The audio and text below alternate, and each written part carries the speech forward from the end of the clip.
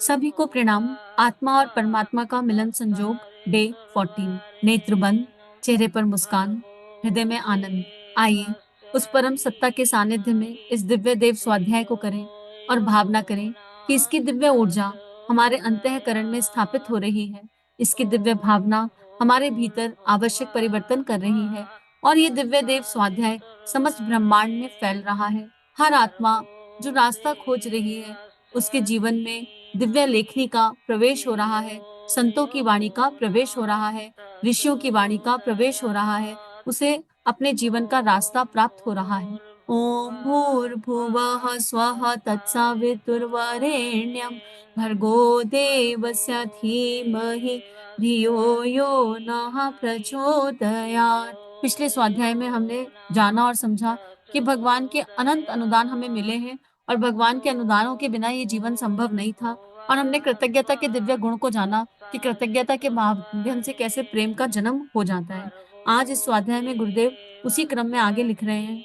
यह हमारी अंतरात्मा में विराजमान अहिर्निश साथ रहने वाले साथी की तरह सहायता करने के लिए सदैव उपस्थित रहता है। कौन उपस्थित रहता है? वो परमात्मा उपस्थित रहता है। कौन उपस्थित रहता है? वो जो हमें सारी सुख सुविधाएं प्रदान कर रहा है, वो दिव्य तत्व उपस्थित रहता है। पग पग पर आने वाली कठिनाइयों का वही समाधान करता है। विपत्ति की भयावह विभीषिकाओं से बचा लेने के लिए उसकी लंबी भुजाएं सहायता करने के लिए आगे आती हैं। संकट की घड़ी में धैर्य बंधाने वाला, सहारा देने वाला, रास्ता बताने वाला वही तो है। उताल तरंगों वाले इस संसार सागर में हम उसी की नाव पर बैठकर तो पार होते हैं। परमेश्वर के प्रेम में कमी कहाँ है? उसके अनुदानों में न्यूनता कहाँ ढूंढी जा सकती है? अगर आपने बीते हुए दिन का स्वाध्याय सुना है तो उसमें पक्षी की स्टोरी से आपको समझ में आ जाएगा कि परमेश्वर हमें कितना दे रहा है, वो परमपिता हमें कितना दे रहा है और हर क्षण और हर पल दे ही रहा है। परमेश्वर के द्वारा अपने ऊपर अनवरत रूप से बरसते हुए प्रेम का कदाचित हम अनुभव कर सके होते तो उस अनुभूति की प्रतिक्रिया हमारे अंतःकरण में भी प्रेम प्रवाह उत्पन्न करती। गाय के वात्सल्य को यदि बछड़े ने समझा होता तो उसे लगता कि मैं निरीह नहीं, एकाकी नहीं, मेरा कोई है और मैं किसी का हूँ। अगर आप अपने आप को अकेला मानते हैं तो इसी क्षण से इस भावना को त्याग दीजिए कि हम इस संसार में अकेले हैं। आधे लोग तो इस जीवन में इसलिए दुखी हैं कि वो अपने आप को अकेला मानते हैं कि हमारा कोई सखा नहीं है, हमारा कोई अ, सच्चा मित्र नहीं है, सच्चा साथी नहीं है। आपने गलत जगह मित्रता ढूंढने का प्रयास किया, आप गलत जगह सहारा ढूंढ रहे हैं। हम सब मानव जीवन है, हम सब एक दूसरे की सहयोगी आत्माएं हैं, लेकिन कोई किसी का परमानेंट सहारा नहीं है। आप अगर ये सोचे कि आपका पति आपका परमानेंट सहारा है, या पति ये सोचे कि पत्नी मेरा परमानेंट सहारा है, या ये संतान मेरा परमानेंट सहारा है, मेरे जीवन को पार लगा सकता है, ऐसा बिल्कुल भी नहीं है। लेकिन हम सब सहयोगी आत्माएं जरूर हैं। एक दूसरे के गुण कर्म स्वभाव से व्यवहार से हमें सीखना है, लेकिन एक दूसरे का हाथ पकड़कर उस दिव्य तत्व की ओर बढ़ना है। हम क्या होता है, एक दूसरे में इतना उलझ जाते हैं, एक दूसरे के मोह आसक्ति में इतना उलझ जाते हैं कि उस परम तत्व को भूल जाते हैं, उस परमेश्वर को भूल जाते हैं। परमेश्वर ने हम सबको एक साथ भेजा, एक गुट में भेजा, ग्रुप एनर्जी बनाकर भेजा, हमें लोगों से मिलवाया। कारण ये कि मेरे अंदर अगर एक अच्छा विचार भगवान ने डाला और मेरे आसपास 10 लोगों के अंदर 10 अच्छे विचार हैं, तो मैं उनके 10 अच्छे विचारों को ग्रहण करूं तो इस देह में 11 अच्छे विचार हो जाएंगे। ऐसे ही अगर सारे के सारे सबके अच्छे विचार ग्रहण करने लगे तो उस समय सबके अंदर 11 अच्छे विचार हो जाएंगे, है ना। लेकिन होने क्या लगा, हम मोह आसक्ति में बन गए और सामने वाले की नेगेटिविटी को इतना देख लिया कि अपने अंदर के अच्छे विचार को भी भूल गए। अपने अंदर जो भगवान ने एक डाला था उसको भी भूल गए, उसको भी बिसरा दिया। तो और ऐसे मोह आसक्ति की चाल में फंसे कि फिर उस परमात्मा को बिसरा दिया। तो हम सब जो एक साथ हैं, वो एक दूसरे का हाथ पकड़कर, एक दूसरे की सहयोगी आत्मा बनकर उस परमेश्वर को प्राप्त करने के लिए साथ हैं। एक दूसरे में उलझने और अटकने के लिए निश्चित रूप से साथ नहीं है। और उस परमात्मा का प्रेम अनंत है, इसको अनुभव करने के लिए ही ये स्वाध्याय है। तो इस स्वाध्याय में हर दिन आपको यही देखना है, यही एनालिसिस करना है कि आज हमें भगवान का प्रेम किस रूप से प्राप्त हुआ, कैसे प्राप्त हुआ, और उसको और ज्यादा गहरा अनुभव करने के लिए हमारा एक्शन प्लान क्या होगा, हमें क्या करना है। खाली सुनने से नहीं होने वाला। आपने कानों से सुना, कान रूपी इंद्री ने सुन लिया, नेत्र रूपी इंद्री इस किताब को लाकर पढ़े। आत्मा और परमात्मा का मिलन संयोग, जीवा जो अच्छा मिला उसको बार बार दोहराए कि ये अच्छा है, इसको दोहराना है। और त्वचा से आप पूरे समय, पूरे दिन उस कवच में रहिए, उस आवरण में रहिए जो आपको बहुत अच्छा मिल गया, उस आवरण में रहिए। और हर समय उसका, इष्ट का, उस परमात्मा का हर इंद्री से चिंतन करते रहिए, तब बात बनेगी, तब बात समझ में आएगी। हम किसी के नहीं और कोई हमारा नहीं, दूसरों की बात तो क्या ही, आपने आपके हम भी नहीं, दूसरों की बात तो क्या, अपने आप के भी हम नहीं, अपने आप के भी हम नहीं। स्थिति की विषमता यहाँ तक पहुंची है कि ना आत्मा के हम है और ना आत्मा हमारा, ना परमेश्वर हमारा और ना परमेश्वर के हम। यह विडंबना कैसे उत्पन्न हो गई, अपने बिराने कैसे हो गए, अनन्य और अभिन्न आत्मीयता का प्रवाह कहाँ रुक गया, कैसे रुक गया। यह विस्मृति की मूर्छना ही है कि जिसे अपने को पहचानने से, जिसने अपने को पहचानने से वंचित कर दिया।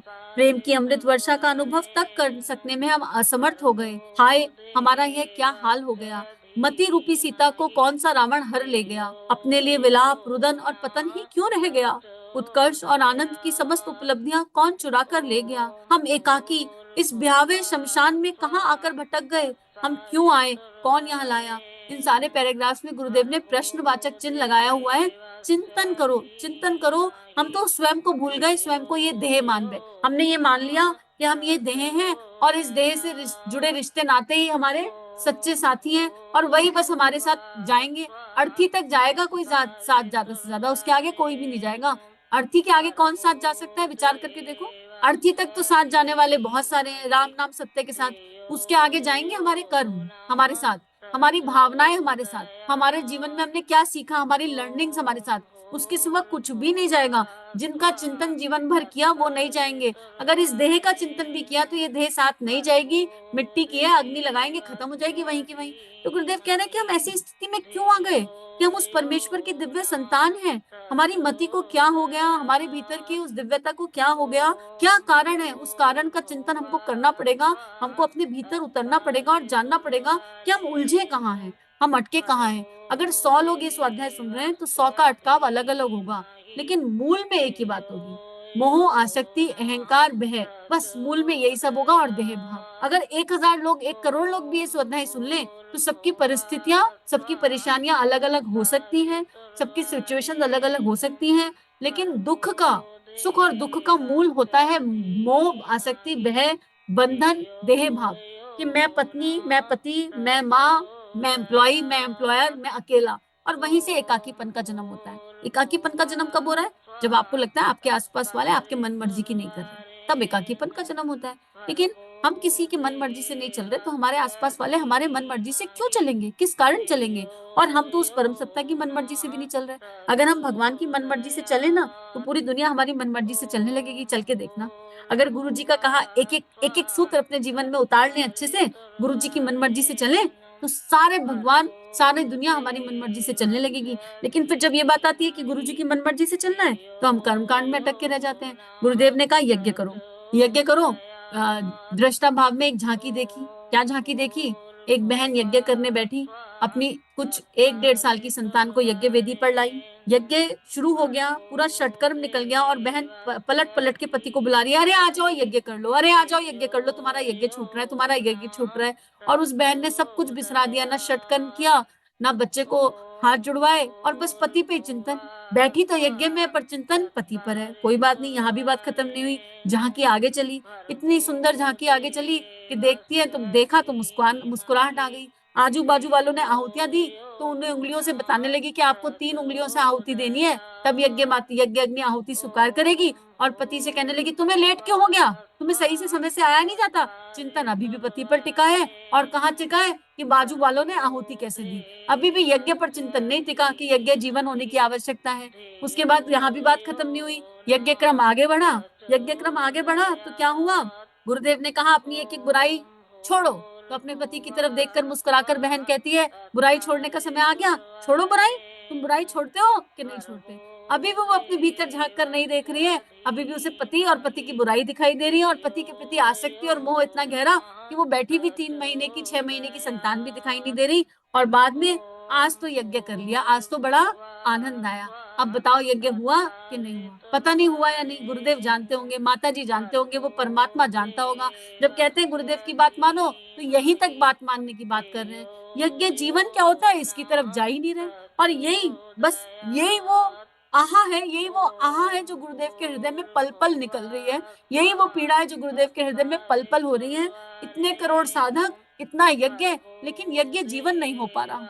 यज्ञ करके क्या हासिल करेंगे अगर जीवन यज्ञ ना हो पाया? ये विचार करने की बात है। आगे गुरुदेव यहाँ लिख रहे हैं, यह सारी माया इस अविद्या मरीचिका की है, जिसने जल में थल और थल में जल दिखाने की भ्रांति उत्पन्न करी। परमेश्वर का प्रेम यदि याद रहा होता, उसके साथ डोर भी बंधी रहती, तब जीवन की पतंग झोंके खाती हुई नष्ट होने के लिए इस गर्त में क्यों गिरती?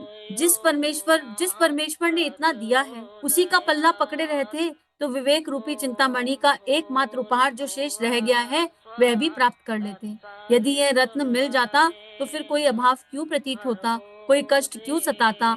अभाव यहाँ है, कहाँ है? कष्ट यहाँ आया कहाँ से? इस स्वर्ग में कुत्साओं के लिए स्थान कहाँ है? कुंठाओं के लिए गुंजाइश कहाँ है? परमेश्वर के राज्य में परमेश्वर के पुत्र के लिए कष्ट, अभाव, ये कैसे हो सकता है?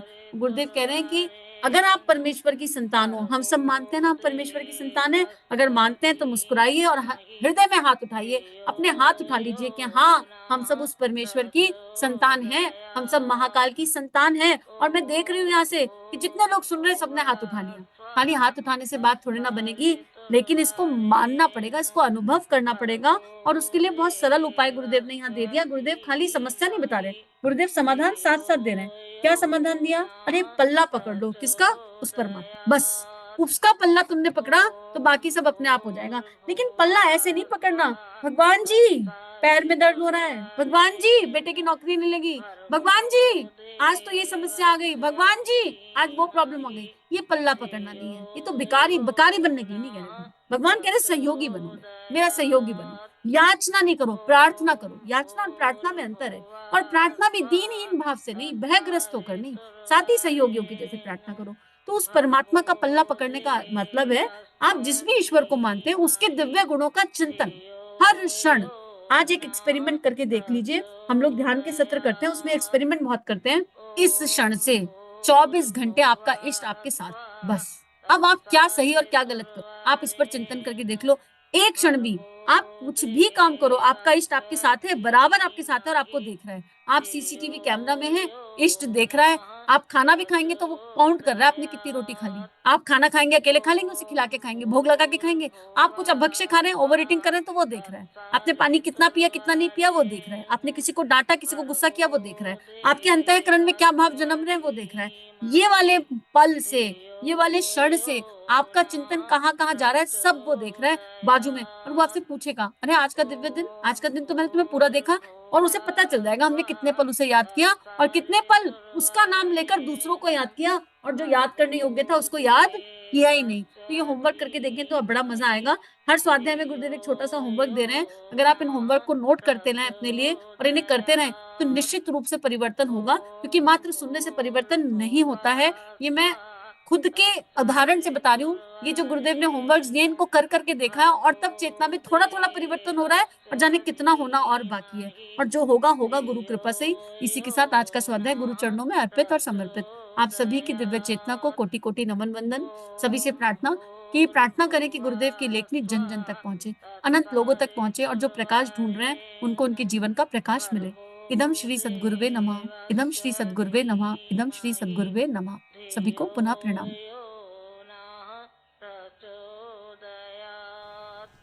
हमारे YouTube चैनल को सब्सक्राइब कीजिए और बेल आइकन पर क्लिक कीजिए ताकि आने वाली सभी वीडियो की नोटिफिकेशन आपको मिलती रहे। आप सभी को बहुत बहुत थैंक यू।